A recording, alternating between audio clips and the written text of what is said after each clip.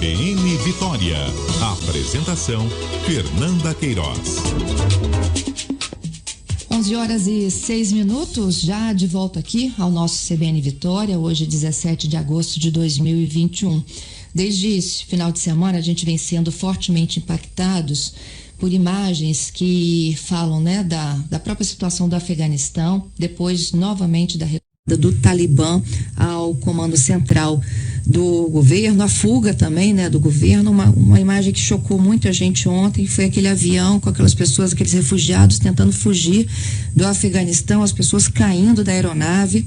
E hoje, gente, a notícia de que o Talibã estaria anunciando uma espécie de anistia geral para o Afeganistão, pedindo inclusive às mulheres que se juntem ao governo, numa tentativa, né, segundo as reportagens internacionais, de convencer a população de que o grupo mudou, que não é aquele mais extremista que a gente viu há algumas décadas. Eles disseram que todos devem retomar a vida cotidiana com confiança, pedindo inclusive aos funcionários públicos que voltem a trabalhar normalmente.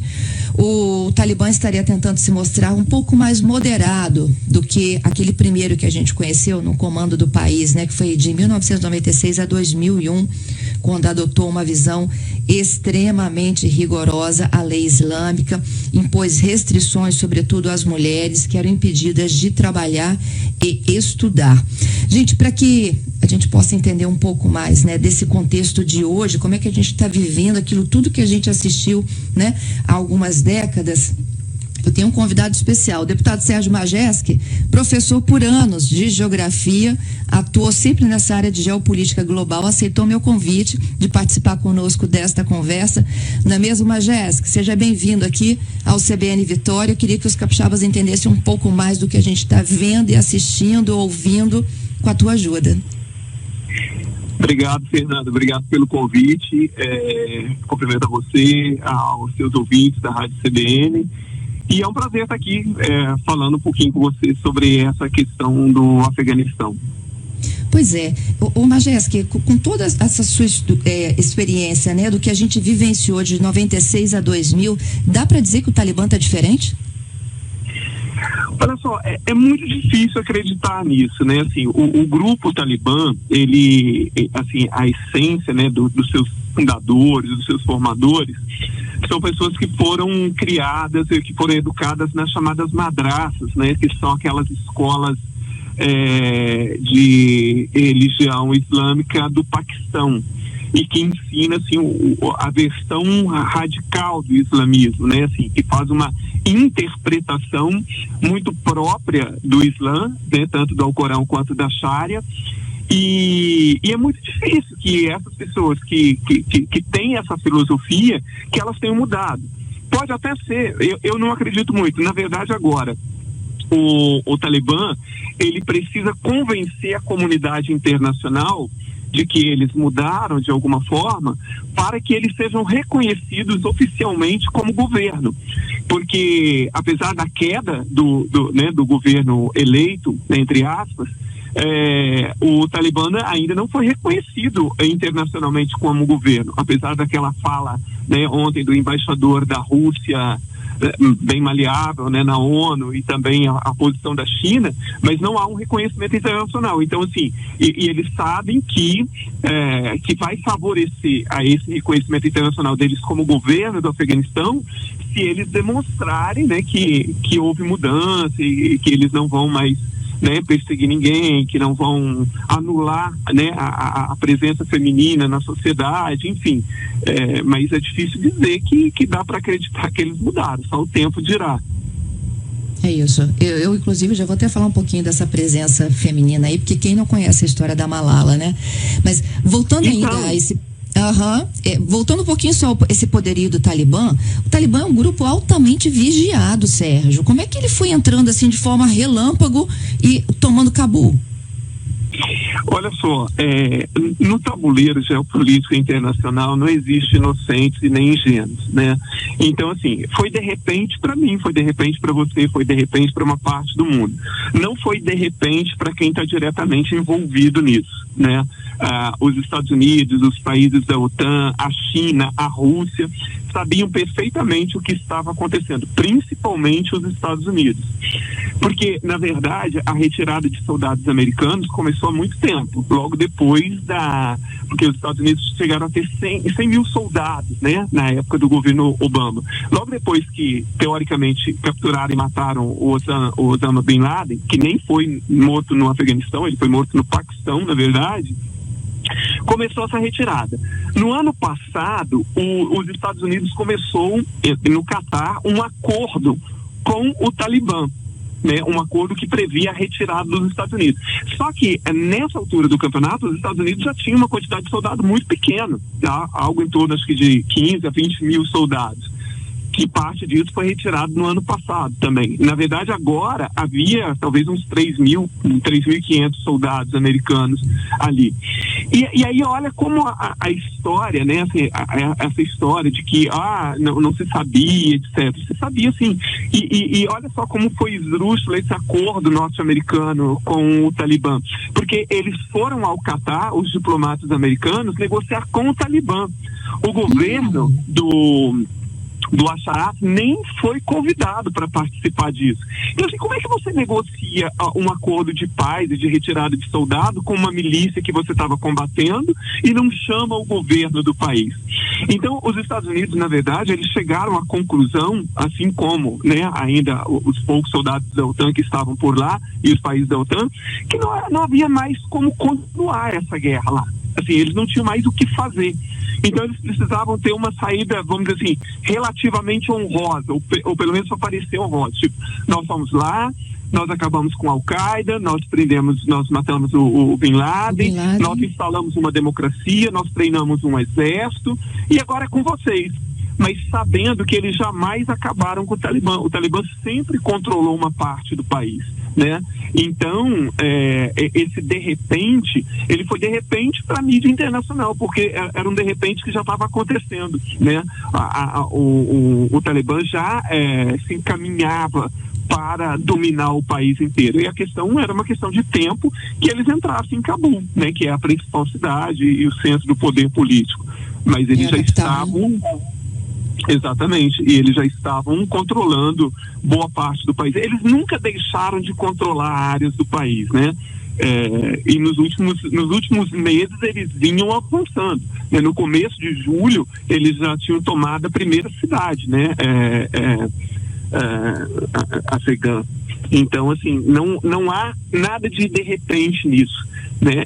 E os países e os Estados Unidos sabiam perfeitamente o que estava acontecendo. A China também, que a China há umas 3 semanas atrás, um mês atrás aproximadamente, o governo chinês também se reuniu com o Talibã, né? Então, assim, por que se reuniu com o Talibã? Deveria ter se reunido com o governo do Afeganistão, mas todo mundo sabia que o governo do Afeganistão era um governo muito frágil, né? E que não se sustentaria sem a presença estrangeira por lá, né? Pois é, e negociando também, Majeski, com um grupo que é acusado de crimes contra a humanidade. Exatamente. Na verdade, os americanos eles ficaram sem saída no Afeganistão. E quando se fala de um paralelo com o Vietnã, existe mesmo um paralelo, não só daquela fuga ontem, mas de todo o processo. Porque os americanos não conseguiram derrotar o Talibã. Era uma guerra que custou 2.500 vidas de soldados americanos e provavelmente cerca de 100 mil vidas de civis, né, da região. Uma guerra que custou mais de $1 trilhão de dólares. Então os americanos chegaram à conclusão, tipo assim, olha, nós vamos continuar aqui gastando dinheiro, nós vamos continuar aqui com soldados americanos morrendo e nós nunca vamos vencer isso. Então, assim, tem uma hora que nós vamos ter que sair, né? E aí, a saída que eles viram foi de tentar negociar. Então, assim, lá em Doha, quando você olha, assim, quais foram os principais pontos desse acordo? Então, assim, teoricamente, o Talibã teria se comprometido a negociar com o governo afegão, coisa que eles não fizeram, e a não perseguir ninguém, a não haver violência, etc., né? Então houve, foi meio que uma coisa meio de faz de conta, né? porque os americanos sabiam que, em grande parte, o Talibã não ia cumprir parte daquilo que estava dizendo que cumpriria. E esse acordo também não foi chancelado por ninguém, né? Assim, você pensa assim, mas houve uma chancela da ONU, do Conselho de Segurança da ONU, para esse acordo e tal. Não, foi um acordo ali entre os americanos e o Talibã. Então, assim, os americanos se viram, na verdade, sem saída. E mesmo com o desgaste, né, vamos dizer, da imagem do governo americano perante a opinião pública internacional, mas internamente os americanos, me parece, chegaram à conclusão que valia a pena do que continuar um desgaste com a questão de manter essa guerra por mais tempo, né? É isso aí. Agora, Jéssica, foi por aí. Voltando à questão aí das mulheres, das meninas e o acesso da mulher à educação, à vida como um todo, né? No Afeganistão. Uhum. Conta um pouquinho dessa história. A gente tem a Malala como a personagem principal disso. Então, e a Malala, para você ver que esse grupo, ele age fora das fronteiras, né? Porque, assim, ele se originou, porque, assim, quando você olha, assim, mas como é que se origina esses grupos, né? Grupos como esse se originaram lá na ocupação soviética ainda, inclusive com o apoio dos Estados Unidos, né? Os americanos, na ocupação soviética, a partir de 1979, os americanos passaram a financiar grupos guerrilheiros para tentar destruir o apoio soviético no Afeganistão, né? E a União Soviética acabou saindo de lá sem conseguir estabilizar o país. E depois que a União Soviética saiu, esses grupos permaneceram, não só esse, mas outros também, porque depois da União Soviética eles passaram praticamente a lutar entre si também, até chegar ao poder em 1996. E a Malala, ela foi atingida no Paquistão, né? Porque ela não é afegã, ela é paquistanesa. Então, assim, você vê que eles têm uma atuação lá, porque a Malala é uma defensora, né, já naquela época ali, de que as meninas pudessem ir para a escola e tal, e foi brutalmente atacada no Paquistão. Então, assim, e isso não faz tanto tempo, né? Acho que esse episódio com a Malala tem 10 anos, eu acho, alguma coisa assim, né? Então, como acreditar que agora eles não vão perseguir as mulheres, como acreditar que eles não vão proibir as mulheres de estudar, de trabalhar, de ter os seus próprios negócios, enfim. Porque, assim, na verdade, Fernanda, é uma coisa que é importante se dizer, né? Porque quando você fala assim, a população afegã ela não é uma população homogênea. Aquilo que a gente viu ontem, muito pela televisão, antes de ontem, é muito assim, a população de Cabul e das principais cidades, ou seja, a parcela, vamos dizer assim, mais evoluída da sociedade, né? A mais esclarecida, porque grande parte da população afegã, ela é rural. E uma parte considerável dessa população pensa como os talibãs. Eles não teriam sobrevivido tanto tempo se eles não contassem, obviamente, com o apoio de uma parte da população. Porque uma parte da população afegã vive quase que de uma forma medieval, né? Assim, de uma forma tribal. Tanto que não há um reconhecimento efetivo de autoridades por parte dessas áreas mais remotas do Afeganistão. Então, quando você fala assim, no Afeganistão existe uma lei que proíbe bater nas mulheres, tá? A lei existe. Mas lá na tribo tal, no distrito tal, quem manda é o chefe do clã, é o chefe da tribo, e ele que decide se a mulher vai apanhar ou não, se a mulher vai ser castigada ou não, se ela vai à escola ou não. Não interessa se existe uma lei. Porque, assim, o próprio governo, quando você fala assim, tinha um governo eleito pelo povo afegão. A última eleição, de 2019, dos 39, hoje tem quase 39 milhões de habitantes, né? O Afeganistão tinha 9 milhões credenciados para votar, mas apenas 2 milhões e 200 votaram efetivamente na eleição, que, se eu não me engano, tinha 6 ou 7 candidatos. Então, esse governo foi eleito por quantos por cento da população? Sei lá, 2%, 5%, alguma coisa assim. Então, assim, não há um reconhecimento efetivo de leis, porque a gente toma a formação de um Estado, quando você fala, por exemplo, você fala o Brasil, a população brasileira, por mais que a gente tenha diferenças regionais e tal, mas há um reconhecimento de que aqui existe um governo, de que existe um sistema judiciário, que existe um código, uma Constituição, etc. Lá, parte da população, não é que agora não existe, os Estados Unidos forjou tudo isso, né, para que passasse a existir e tal, mas parte da população simplesmente desconsidera isso. Então, assim, acreditar que o Talibã, né, em tão pouco tempo, ele mudou tanto. Não sei se você lembra, e talvez alguns ouvintes, né, que estão mais atentos à questão da geopolítica internacional, no período que o Talibã esteve no poder, eles chegaram a um radicalismo tão brutal que chegou um ponto que eles obrigaram as pessoas a jogar a televisão fora. As pessoas não podiam ter televisão em casa, né? Os homens foram obrigados a usar turbante e deixar a barba crescer. Então, assim, os rádios ainda foram permitidos, mas o dia inteiro tocava programas religiosos e música do Islã. Então, assim, como em 20 anos um grupo tão radical, então agora esse grupo vai permitir que as mulheres trabalhem, vai permitir que as mulheres se vistam como elas quiserem, vai permitir que as meninas estudem se quiserem. Isso, assim, o tempo dirá, e pode ser que eu queime a minha língua, mas essa possibilidade ela é muito pequena. Assim, na minha humilde opinião, Fernanda, eu penso que assim que a comunidade internacional reconheceu o Talibã como governo e começar a ter relações diplomáticas de governo para governo, pode ser que eles não ajam mais de forma tão radical quanto naquele período de 96 a 2001. Mas acreditar que as mulheres vão continuar tendo, né, mantendo esse avanço que ocorreu nos últimos 20 anos com a presença norte-americana lá, é muito pouco provável. Muito pouco provável mesmo. Você falava aí da própria concepção aí do homem talibã, né? Eu estava lendo hoje a história de um brasileiro que é fotógrafo lá, o Luca, ele dizendo que ele teve que abrir mão da camisa, do jeans, do tênis, aí trocou pro turbante rapidamente para se sentir um pouco mais seguro. As calças têm que ser largas. Aí ele disse que homem sem pelo é homem estrangeiro. Exatamente. Tem, assim, eu até recomendo para quem quiser entender um pouquinho da realidade afegã, claro que isso já faz um tempo, mas um livro que fez muito sucesso de uma jornalista dinamarquesa, se eu não me engano, norueguesa, chamada, esqueci o nome dela, mas o título do livro é O Livreiro de Cabul. É um livro que vale a pena ser lido, ele foi escrito já há um tempo, mas para a gente entender o que é a realidade do Afeganistão, né? Em termos culturais e tudo mais. Então, as pessoas e as mulheres já voltaram a usar, né, também burca e tal, porque as pessoas sabem, elas lembram perfeitamente o que elas passaram naquele período, né?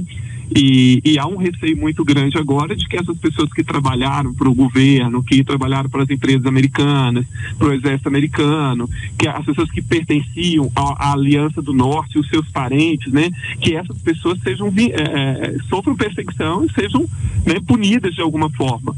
Porque houve uma parte da população, sobretudo daqueles ligados à Aliança do Norte, que eram inimigos, né, do Talibã. Então agora o Talibã diz, nós estamos aqui decretando uma ampla anistia e tal, etc. Mas assim, até quando essa anistia vai durar? Ela é verdadeira?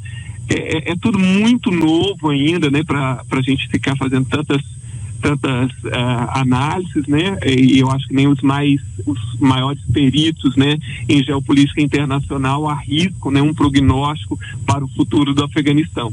E aí entra no cenário agora a questão da China, né? Porque ali existem vários países com interesse nessa situação, justamente pelo receio que esses países têm de que, assim, grupos radicais atravessem suas fronteiras, né? É o caso da Rússia ali com as ex-repúblicas soviéticas, né? O Tajiquistão, o Uzbequistão, o Turcomenistão.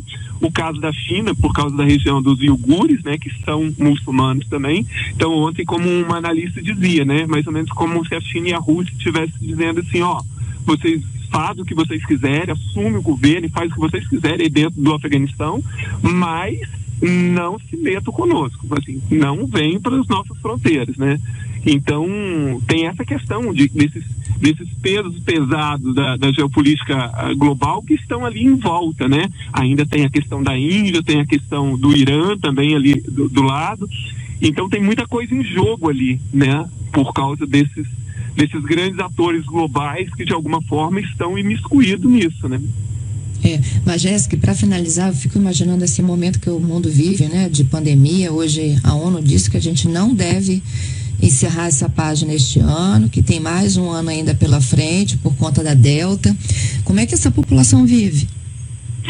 Pois é, essa é uma outra questão. Agora, há muito disse-me-disse e também muita notícia talvez desencontrada, mas ontem estava dizendo que em determinada área do Afeganistão os talibãs tinham proibido a continuação da vacinação em uma região. Ninguém sabe se isso é verdadeiro. Nesse desespero que as pessoas estão fazendo, elas não estão tendo cuidado nenhum. Se viu isso na questão do aeroporto, se viu isso, uma foto que circulou na internet no cargueiro americano com 800 passageiros, ninguém praticamente usando máscaras. Então, assim, há um risco muito grande de um surto da pandemia ali numa região que já vinha tendo uma dificuldade muito grande, né? Porque o nível de vacinação no Afeganistão estava muito baixo, né? Assim, talvez nem 10% da população se encontra efetivamente vacinada. E esse é um outro problema, né? Que agora, né, para além de tudo que está acontecendo, de que haja um surto ali, talvez até de novas cepas, enfim. Isso é uma situação extremamente delicada esse momento, em todos os níveis, para aquela região. Vários ouvintes nossos queridos aqui, ó, falando do O Livreiro de Cabul, que é o livro. Jornalista norueguês. Olha, o Livreiro de Cabul é um livro extremamente interessante, porque ela fica hospedada na casa de um livreiro para entender a rotina dos afegãos. Ela viaja pelo país e aí ela mostra, né, o quanto os talibãs tinham acabado com a cultura, porque uma quantidade imensa de livros durante o período que o Talibã assumiu, além daquela questão dos budas, né, gigantescos, mas tudo aquilo que lembrava a cultura ocidental foi banido. Então eles queimaram milhares ou milhões de livros, foram queimados durante aquele período, né, assim, basicamente deixado só aquilo relacionado à cultura islâmica. Então ela narra isso, e depois é interessante que depois ele escreve um livro tentando desmentir o que ela escreveu, que se chama Eu Sou o Livreiro de Cabul. Mas a versão dele não cola muito, não. Ele chegou até a processá-la e tal, internacionalmente, dizendo que ela estava caluniando a família dele e tal, mas acabou não dando em nada, não. Mas o Livreiro de Cabul é um livro muito gostoso de ler e que vale a pena, sim. Excelente, Majeski. Adorei essa nossa conversa. Já deixo aqui um convite para os nossos ouvintes. Você tem um papo logo mais, não é isso? Nas suas redes sociais? Hoje às 19h30, sempre às terças-feiras eu faço uma live, né?